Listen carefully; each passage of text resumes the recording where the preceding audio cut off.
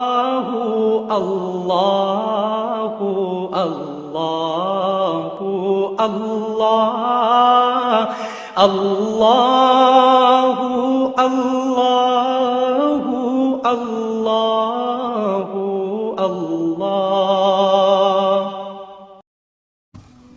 حضرت علی کو خدا کہنے والے پیدا ہوئے کہ نہیں؟ بتائیے نا،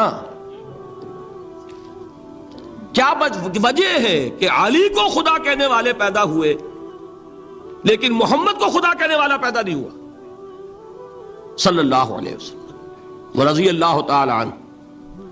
بہت اہم بات ہے، غور کیجئے گا اس میں۔ حالانکہ حضرت علی کا رتبہ کہاں، حضور کا کہاں؟ آج بھی آپ دیکھیے، آپ کے جاہل عوام کے زبان پر نعرہ یا علی مدد کا ہوتا ہے یا محمد مدد کسی نے کہا آج تک؟ یہ یا محمد لکھنے کے کام آتا ہے صرف، وہ مسجد پہ لکھ دو تاکہ پتہ چل جائے یہ فلاں فرقے کی مسجد ہے، دوسرا خود ہی بھاگ جائے وہاں سے۔ یہ صرف اس کام کے لیے ہے۔ باقی جہاں اصل میدان میں بات آتی ہے، کوئی نعرہ لگاتا ہے یا محمد مدد، محمد کا رتبہ اونچا یا علی کا، تو ان سے کیوں نہیں مدد مانگی؟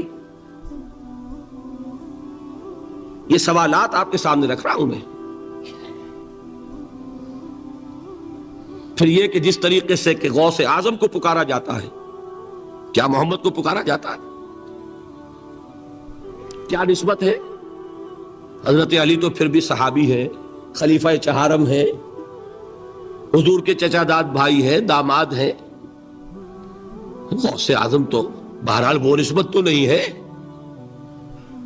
دیکھیے، میں اس کا تعلق جوڑتا ہوں ختم نبوت سے۔ جس طرح اللہ نے خصوصی حفاظت فرمائی ہے قرآن کی، اسی طرح خصوصی حفاظت فرمائی ہے محمد الرسول اللہ کی۔ یہ اسپیشل پروٹیکشن ہے، ورنہ نہیں ہو سکتی تھی۔ یہ خصوصی تحفظ ہے اللہ کا۔ یہاں بگاڑ پیدا ہو جائے تو صحیح کون کرے گا؟ اب حضرت مسیح کی اصل حقیقت تو حضور نے آگے بتا دی۔ ذالک عیسی ابن مریم قول الحق الذی فیہ یمترون ما کان للہ ان یتخذ ولدا سبحانہ۔ یہ حضور نے آ کر حضرت مسیح کی حقیقت بیان کر دی کہ نہیں؟ سورہ مریم کی یہ آیات سنی تھی نجاشی رحمت اللہ علیہ نے جب حضرت جعفر ابن ابی طالب کی زبان سے، تو کیا کہا تھا تنکا اٹھا کر؟ خدا کی قسم، جو ان آیات میں مسیح کا مقام بیان ہوا ہے، مسیح اس سے تنکا بھر بھی زیادہ نہیں ہے۔ لیکن اگر محمد الرسول اللہ کو خدا کا بیٹا بنا دیا گیا ہوتا یا خدا بنا دیا گیا ہوتا تو کون آتا اس کی اصلاح کے لیے؟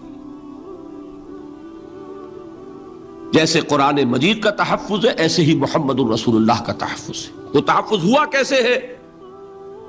جتنا قرآن مجید نے ایمفیسائز کیا حضور کی بشریت کو، قل انما انا بشر مثلکم، اے نبی ان کو بتاتے رہیے، بار بار بتائیے کہ مجھے کچھ اور نہ بنا لینا، میں بھی بشر ہوں، انسان ہوں۔ ہاں مجھ پر وحی ہوتی ہے، تم پر نہیں ہوتی، یہ فرق ہے۔ میں رسول ہوں، تم نہیں ہو۔ یہ بعد میں ذرا اور مسئلہ میں واضح کروں گا، ابھی صرف یہ نوٹ کیجئے کہ یہ تحفظ جو ہے، جیسے قرآن کو تحفظ دیا لیکن اس کے لیے ذرائع بھی ہے نا۔ یہ حفظ قرآن کا سلسلہ جو ہے یہ اس کا ذریعہ بنا، یہ رمضان میں تراویح جو ہے اس کا ذریعہ بنی۔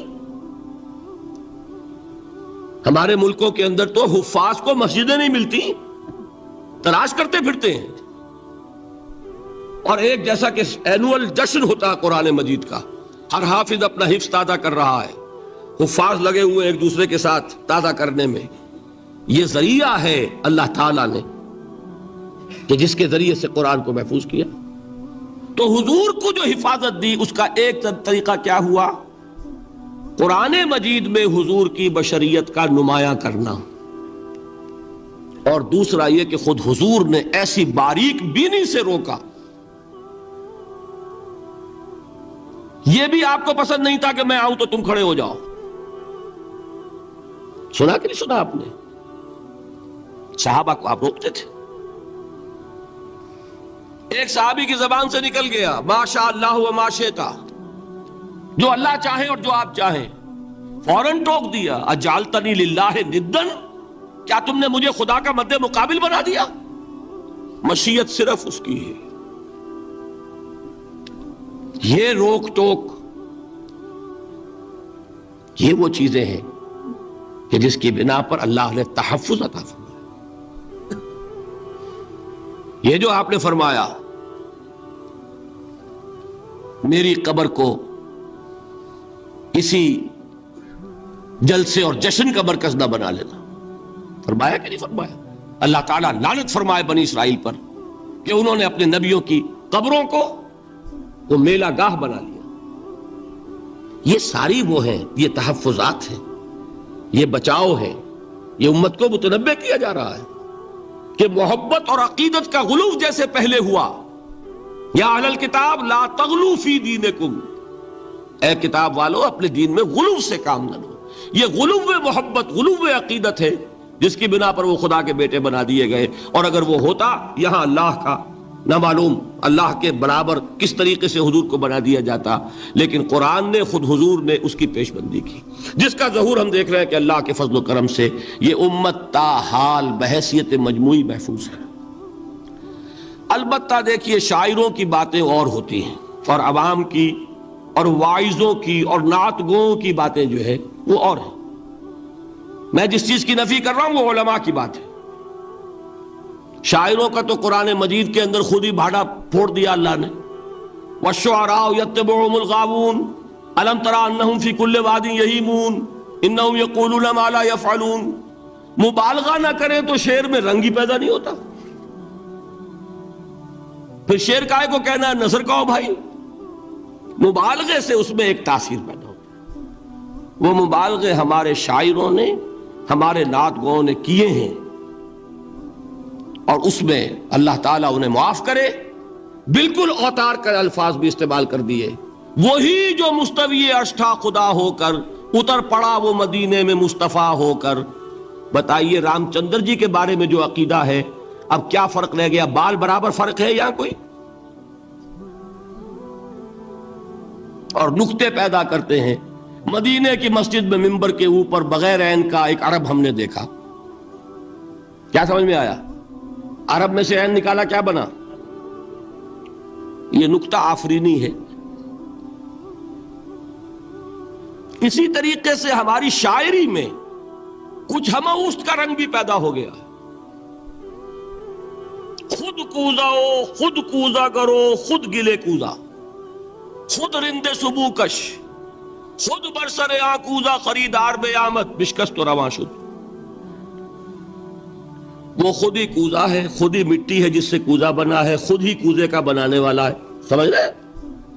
الفاظ تو بڑے پیارے ہیں, بڑے مزیدار ہیں, آدمی ایک دفعہ وجد میں آ جاتا ہے, لیکن ہے کیا وہی ہے نا کہ وہی جو برف تھا پگھل کر پانی بن گیا.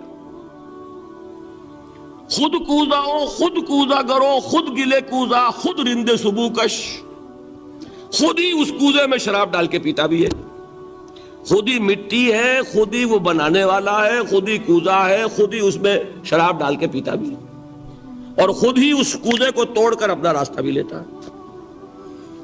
اب آپ اس پر سر دنیے اور جو چاہے کریں, لیکن یہ کہ اس کا ڈانڈے مل گئے کہ نہیں اسی ہماؤس سے. لیکن یہ کسی مفتی کی بات ہے کیا, یا کسی ائمہ دین میں سے کسی کا قول ہے؟ بھائی شاعروں کی باتیں سن لیا کریں, اللہ اللہ خیر سن. ان چیزوں کا بہت زیادہ سختی کے ساتھ نوٹس بھی لینے کا کوئی فائدہ نہیں ہوتا. بات وہ ہونی چاہیے کہ جو علماء کہہ رہے ہیں